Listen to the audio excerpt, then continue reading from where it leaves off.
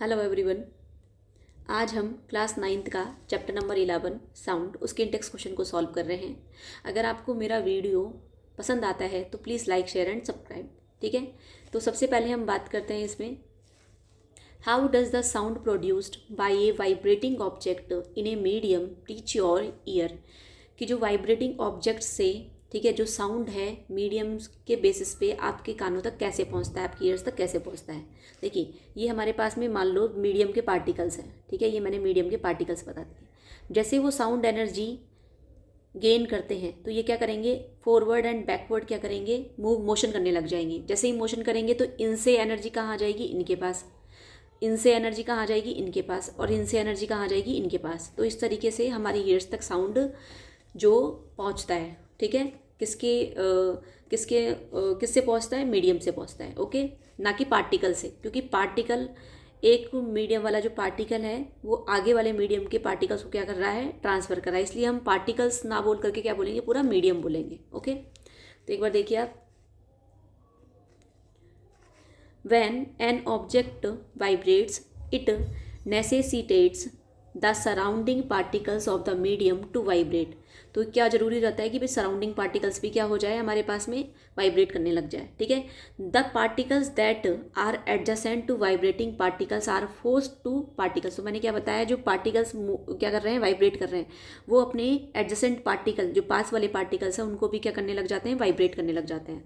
Hence the sound produce by vibrating object in a medium is transferred from particles to particles till it reaches our your ears. ठीक है, तो ये जब तक particles show होता रहता है, पार्टिकल्स का जो पार्टिकल से वाइब्रेशन ट्रांसफर होता रहता है, जब तक कि आपके कानों तक वो नहीं पहुंच जाता है।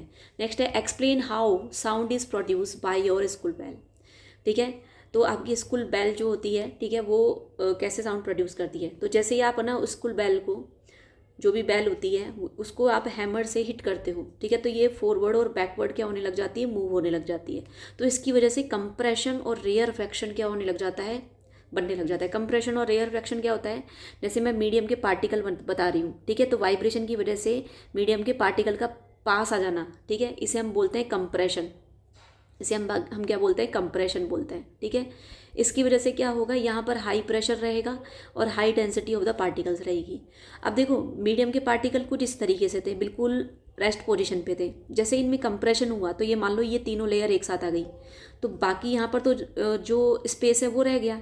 तो ये वाला जो स्पेस हो जाएगा हमारे पास में, या यहाँ पर जो पार्टिकल्स रहेंगे वो क्या हो जाएंगे, बिल्कुल दूर दूर हो जाएंगे। तो इस कंडीशन को हम बोलते हैं रेयरफेक्शन बोलते हैं। इस कंडीशन को हम क्या बोलते हैं, रेयरफेक्शन। यहाँ पर लो प्रेशर रहता है और इसके अलावा low density of the particles रहती है। ठीक है, ड्यू टू वाइब्रेशंस, ठीक है, this is how sound is produce by school bell. तो क्या हुआ, हैमर से हिट हुआ, फॉरवर्ड बैकवर्ड मोशन हुआ, जिसकी वजह से पार्टिकल्स में क्या हुआ, कंप्रेशन और रेयरफेक्शन हुआ, और उसके बाद में क्या हुआ, उसमें साउंड प्रोड्यूस हो गया। नेक्स्ट हम बात कर रहे हैं, by are sound waves called mechanical waves. हम साउंड वेव्स को मैकेनिकल वेव्स क्यों बोलते हैं, तो जो भी वेव्स को अगर मीडियम रिक्वायर्ड होता है प्रोपिगेट होने के लिए, ठीक है, तो ऐसी वेव्स को हम क्या बोलते हैं, मैकेनिकल वेव्स बोलते हैं। देखिए यहाँ पर, sound waves require a medium to propagate to interact with the particles present in them. ठीक है, तो प्रोपिगेशन के लिए इसको क्या चाहिए, मीडियम चाहिए, तो इसीलिए हम क्या बोलते हैं, साउंड वेव्स को मैकेनिकल वेव्स बोलते हैं। Suppose you and your friend are on the moon. ठीक है, आप और आपके फ्रेंड जो है मून पर है, तो क्या आप एक दूसरे का जो साउंड है वो सुन पाएंगे, क्या आपका जो फ्रेंड जो भी बात करेगा आपसे वो सुन पाएंगे, नहीं। क्यों, क्योंकि हम क्या बोल रहे थे अभी अभी कि जो साउंड है उसको किस चीज़ का रिक्वायरमेंट है, मीडियम का रिक्वायरमेंट होता है प्रोपिगेशन के लिए। ठीक है, अब मून पर क्या है, एब्सेंस ऑफ एटमोसफियर है, तो जिसकी वजह से जो साउंड है वो ट्रैवल नहीं कर पाएगा। ठीक है, इसीलिए आप और आपके फ्रेंड आपस में बात नहीं कर पाएंगे, मतलब आप उसका साउंड नहीं सुन पाएंगे। नेक्स्ट क्वेश्चन हमारे पास में, ठीक है, which will property determines A loudness and pitch. ठीक है, तो लाउडनेस और पिच क्या होती है, कौन सी प्रॉपर्टी लाउडनेस और पिच को डिटरमाइन करती है। ठीक है, मैं इसको डायरेक्टली एक्सप्लेनेशन दे रही हूँ, उसके बाद में इसमें जस्ट क्वेश्चन है तो उसको और अच्छे से हम समझेंगे। ठीक है, एम्पलीट्यूड, एम्पलीट्यूड, ठीक है। देखो लाउडनेस को कौन डिटरमाइन करता है, हमारे पास में एम्पलीट्यूड डिटरमाइन करता है, ठीक है। The loudness of the sound and its amplitude is directly related to each other. तो मैं क्या बोलूँगी, larger the amplitude and larger the sound. तो अगर मैं एम्पलीट्यूड को हल्का सा एक्सप्लेन करूँ तो अगर हमारे पास में ये वेव जा रही है, ठीक है, ये वेव अगर प्रोपिगेट हो रही है तो ये वाला जो डिस्टेंस होता है this is called amplitude, this is called amplitude, ठीक है। और फ्रीक्वेंसी की अगर मैं बात करूँ, फ्रीक्वेंसी के बेसिस पे कौन डिटरमाइन हो रहा है, पिच डिटरमाइन हो रही है। The pitch of sound and its frequency directly related to each other, ठीक है। If the pitch high then the frequency of the sound is also high, या इसको हम उल्टा भी बोल सकते हैं, अगर फ्रीक्वेंसी हाई है तो हम क्या बोलेंगे, पिच भी हाई है, ठीक है। तो इस तरीके से ये डिटरमाइन होता है। तो यहाँ तक हमारा एक क्वेश्चन सॉल्व होता है। Now let's move on next question, okay. तो हमारे पास में क्वेश्चन है कि guess which sound has higher pitch, guitar और कार होर्न, ठीक है। तो देखो अगर मैं फ्रीक्वेंसी की बात करूँ, यहाँ पर थोड़ा सा फ्रीक्वेंसी की बात करना चाहूँगी मैं यहाँ पर। 1 सेकेंड में नंबर ऑफ कंप्रेशंस, मैंने क्या बोला, ये वाला हिस्सा अगर मैं कोई साउंड वेव बना रही हूँ, ठीक है, इस तरीके से मैंने साउंड वेव को जनरेट किया, तो 1 सेकेंड में, ठीक है, 1 सेकेंड में नंबर ऑफ कंप्रेशंस, ठीक है, या और नंबर ऑफ, क्या बोले हम, नंबर ऑफ रेयर फ्रैक्शन, या हम और इसको डेफिनेशन करते हैं नंबर ऑफ ऑक्सीलेशन, ठीक है। Number of oscillation is called frequency, ठीक है। तो 1 सेकेंड में नंबर ऑफ ऑक्सीलेशन, ठीक है, तो उसे हम क्या बोलते हैं, sound of frequency of the sound बोलते हैं, ठीक है। The pitch of sound is directly proportional to its frequency. तो पिच ऑफ साउंड किसके प्रोपोर्शनल होता है, फ्रीक्वेंसी की प्रोपोर्शनल होता है। The guitar has higher pitch, guitar के पास में क्या होता है, हायर पिच होता है, क्योंकि अगर आप उसको सुनोगे तो उसमें जो फ्रीक्वेंसी अच्छी होती है compare to a car horn, ठीक है। नेक्स्ट क्वेश्चन है, what are wavelength, frequency, time period and amplitude of the sound wave, ठीक है। मैं आपको यहाँ से एक डायग्राम बना करके सारों को मेंशन कर देती हूँ, ठीक है। एक बार देखिए, तो सबसे पहले मैं वेवलेंथ की बात करूँगी। तो ये इस पीक पॉइंट को हम बोलते हैं, क्या बोलते हैं, क्रिस्ट, ठीक है। इसको हम बोलते हैं ट्रो, ठीक है। तो मैंने क्या बोला यहाँ पर, वेवलेंथ की मैं बात कर रही हूँ यहाँ पर। तो the distance between two crest और टू ट्रो, या तो आप क्रिस्ट का डिस्टेंस ले लीजिए, टू क्रिस्ट का, या फिर टू ट्रो का डिस्टेंस ले लीजिए, उसे मैं क्या बोलूँगी, वेवलेंथ बोलूँगी। फ्रीक्वेंसी मैंने अभी अभी बताई थी, फ्रीक्वेंसी के बेसिस पे मैंने क्या बोला कि नंबर ऑफ ऑक्सीलेशन पर सेकंड। तो अगर मैं इसमें नंबर ऑफ ऑक्सीलेशन की बात करूं, ठीक है, आप एक बार देखिए, 1 ऑक्सीलेशन यहाँ कंप्लीट होता है, second oscillation and third oscillation, तो मैं क्या बोलूँगी, 3.5 पर सेकंड, ऐसे मैं बोल सकती हूँ यहाँ पर। नेक्स्ट हमारे पास में एम्पलीट्यूड, एम्पलीट्यूड क्या होता है हमारे पास में, ये जो मैक्सिमम डिस्टेंस होता है, ये rest position of the particle है, तो ये कितना हाई पीक पर जाते हैं, मैक्सिमम हाइट पे जाते हैं, तो इसको रेस्ट पोजीशन से जो डिस्टेंस होता है उसे हम क्या बोलते हैं, एम्पलीट्यूड बोलते हैं। टाइम पीरियड क्या होता है कि एक कंप्लीट साइकिल, ठीक है, एक कंप्लीट साइकिल को होने में कितना वक्त लगता है, this is called time period, ठीक है। ये कंप्लीट ऑक्सीलेशन को होने में, ये कंप्लीट साइकिल को होने में कितना टाइम लगता है, उसे हम क्या बोलेंगे, टाइम पीरियड बोलेंगे। तो देखिए एक बार, तो इस तरीके से हमने इसको बहुत ही ईजी वे में इसको समझा है हमने। तो सबसे पहले अगर हम बात करें वेवलेंथ की, वेवलेंथ क्या होता है, distance between two consecutive rarefaction. तो मैंने क्या बोला था आपको कि मैं रेयर फ्रैक्शन को नीचे वाले हिस्से से मैं शो कर रही हूँ, और जो कंप्रेशन है उनको मैं किससे शो कर रही हूँ, हायर से, ठीक है। तो इस तरीके से ये वाला तो किसको शो करेगा, कंप्रेशन को, ये वाला किसको शो करेगा, रेयर फ्रैक्शन को, ठीक है। तो हमने क्या बोला, द डिस्टेंस बिटवीन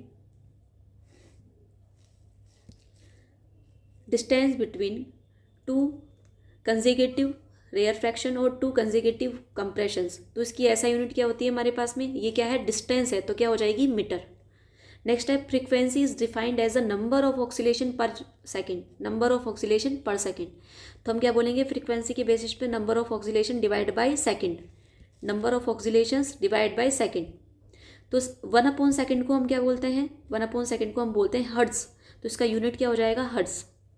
नेक्स्ट है एम्पलीट्यूड। एम्पलीट्यूड को हम डिफाइन कर रहे हैं maximum height reached by the trough और किस्ट। देखो ये वाला हाइट, ठीक है, ये वाला हाइट, तो उसे ही हम क्या बोल रहे हैं, एम्पलीट्यूड बोल रहे हैं। टाइम पीरियड क्या होता है कि एक ऑक्सीलेशन होने में कितना टाइम लगा। और एक बात और ध्यान रखिएगा, टी इक्वल टू क्या होता है, 1/f। एफ क्या है यहाँ पर, फ्रीक्वेंसी। ये इनमें क्या है, रिलेशन है। ओके, तो ये क्वेश्चन हमारा फिनिश होता है। Now let's move on next question. ठीक है, how are the wavelength and frequency of the sound wave related to its speed. ठीक है, देखो सबसे पहले मैं स्पीड की बात करती हूँ यहाँ पर, आप देखिएगा एक बार। स्पीड का मतलब क्या होता है, speed equal to distance upon time. सही कहा, हम टाइम किस में ले रहे हैं, सेकंड में ले रहे हैं। और डिस्टेंस का मतलब क्या होता है, वेवलेंथ लैम्बडा, क्योंकि ये किस तरीके से जा रहा है, इस तरीके से जा रहा है। ठीक है, तो यहाँ पर हम क्या बात कर रहे हैं, ये वाली प्रोपेगेशन की। और तो ये क्या हो गई, डिस्टेंस हो गई। तो ये डिस्टेंस का मतलब यहाँ पर हमने क्या ले लिया, लैम्बडा ले लिया। और 1/सेकंड का मतलब आप क्या जानते हैं, तो 1/सेकंड का मतलब क्या होता है, हमारे पास में फ्रीक्वेंसी होता है। क्या होता है, फ्रीक्वेंसी। डिस्टेंस मल्टीप्लाई बाय, तो 1/टाइम को मैंने क्या कर दिया, यहाँ पर फ्रीक्वेंसी लिख दिया। ठीक है, तो हम क्या बोलेंगे, v equal to lambda v. Lambda का मतलब क्या होता है, इसका मतलब होता है वेवलेंथ। और ये क्या है, न्यू। ये क्या है, न्यू।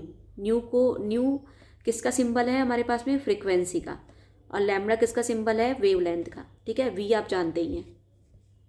नेक्स्ट क्वेश्चन है हमारे पास में, calculate the wavelength of a sound wave whose frequency is 220 Hz and speed is 440 metre per second in a given medium. तो हमारे पास में क्या गिवन है, एक तो हमारे पास में गिवन है फ्रीक्वेंसी, मतलब एफ गिवन है कितना, 220 हर्ट्ज गिवन है। नेक्स्ट है हमारे पास में साउंड स्पीड गिवन है, वी गिवन है कितना, 440 मीटर पर सेकेंड गिवन है। तो अभी अभी हमने एक रिलेशन पढ़ा था कि स्पीड इक्वल टू क्या होता है हमारे पास में, स्पीड इक्वल टू या v equal to lambda nu. ठीक है, तो लैम्बडा हमको क्या बोल रहा है ये, कि अब वेवलेंथ निकालनी है। तो देखिए, तो v का वैल्यू कितना है, 440 मीटर पर सेकेंड। यस, हमको लैम्बडा कैलकुलेट करना है। और न्यू का वैल्यू क्या है हमारे पास में, ये रहा। तो न्यू का वैल्यू क्या हो गया हमारे पास में, 220 हर्ट्ज। तो हम हर्ट्ज को और कैसे लिख सकते हैं, हम हर्ट्ज को इस तरीके से लिख सकते हैं, 1/सेकंड। ठीक है, तो सेकंड से सेकंड कैंसिल, तो लैम्बडा इक्वल टू क्या हो जाएगा, 440 डिवाइड बाई 220 इक्वल टू क्या हो जाएगा, 2 मीटर। ये आ गया मीटर। ओके, तो अब सॉल्यूशन भी गिवन है आपके पास में, तो इसका वेवलेंथ कितना हो जाएगा, 2 मीटर हो जाएगा। नेक्स्ट है हमारे पास में, a person is listening to a tone of 500 hertz sitting at a distance of 450 metre from the source of the sound. ठीक है, एक पर्सन है वो टोन सुन रहा है, कौन सी, 500 हर्ट्ज की। तो डिस्टेंस कितना है यहाँ पर आपको, 450 मीटर दे रखा है। कहाँ से दे रखा है आपको, साउंड सोर्स से। What is the time interval, ये टाइम इंटरवल पूछ रहा है। टाइम इंटरवल क्या होता है, टाइम इंटरवल होता है हमारे पास में t इक्वल टू 1/f। तो यहाँ पर तो डिस्टेंस का कोई मतलब ही नहीं है। ठीक है, तो हम डायरेक्टली क्वेश्चन सॉल्व करेंगे। तो हम क्या बोलेंगे यहाँ पर, क्वेश्चन जैसे ही सॉल्व करते हैं, तो t इक्वल टू 1/f का वैल्यू कितना है, 500 हर्ट्ज। और हर्ट्ज को अगर मैं चेंज करती हूँ, तो t इक्वल टू 1/500 हर्ट्ज का मतलब क्या होता है, 1/सेकंड। तो ये सेकंड क्या हो जाएगा, ऊपर की ओर चले जाएगा। तो t इक्वल टू कितना आ जाएगा, 500। ठीक है, तो 0.200, तो इसको और अगर हम सॉल्व कर रहे हैं तो 0.002, ठीक है, सेकंड। तो उसकी इतनी देर बाद में उसको क्या सुनाई देगा, तो सॉरी, टाइम इंटरवल क्या रहेगा, 0.002 सेकंड रहेगा। नेक्स्ट हमारे पास में question, distinguish between loudness and intensity of the sound. ठीक है, तो लाउडनेस क्या होता है हमारे पास में, तो हमने क्या बोला था, loudness is defined by it's amplitude. ठीक है, तो आप ये एक लाइन और लिख सकते हैं यहाँ पर कि higher the amplitude higher the loudness.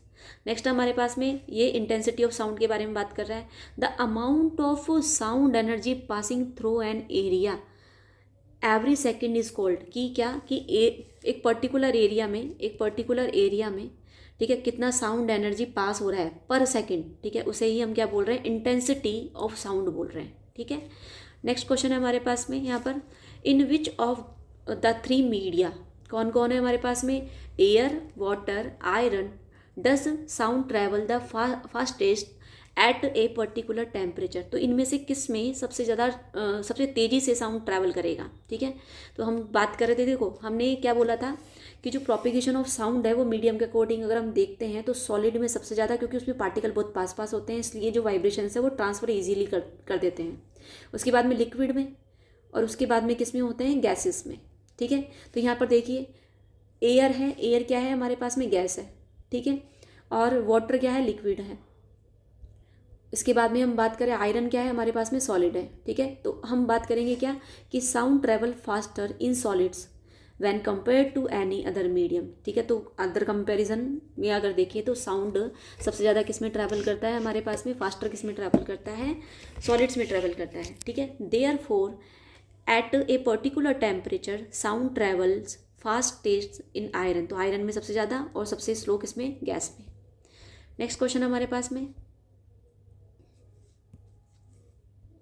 देखिए, at echo is heard in 3 second.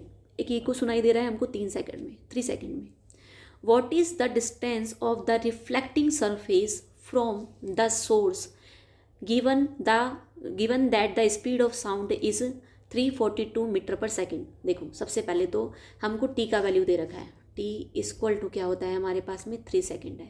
We का वैल्यू दे रखा है 342 मीटर पर सेकेंड। और आप जानते हैं वेलोसिटी इक्वल टू क्या होता है, वेलोसिटी इक्वल टू क्या होता है, डिस्टेंस अपॉन टाइम, सही है।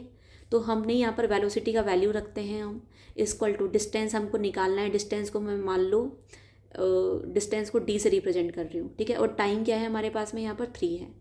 अब डी का वैल्यू जैसे ही मैं निकालती हूँ यहाँ पर तो कितना आ जाता है 342 मल्टीप्लाई बाय 3, तो कितना आ जाएगा 6 और 2 1026 मीटर आ गया। अब देखो पर एक यहाँ पर एक कंसेप्ट भी निकल करके आता है कि अगर हम यहाँ पर खड़े हैं, ठीक है, तो इको क्या होता है कि जो रिटर्न आती है, हम कोई आवाज़ लगाते हैं और वो आवाज़ हमारी तक रिटर्न आ रही है। तो देखो हमने आवाज़ लगाई, ठीक है, तो ये मान लो ये रिफ्लेक्टिंग सरफेस है, हमने आवाज़ लगाई और वो लौट करके आ रही है, वो आवाज़ लौट करके आ रही है। तो ये मान लो स्मॉल डी, तो ये ट्रैवल करके फिर हमको ये दोनों डिस्टेंस मिल कर के जो साउंड सुनाई दे रही थी वो कितने सेकंड में सुनाई दे रही थी, 3 सेकंड में। तो अब ये पूछ रहा है कि यहाँ से और यहाँ तक का डिस्टेंस कितना है, जबकि हमको जो हमारे पास में डिस्टेंस आया है वो डबल होकर के आया है।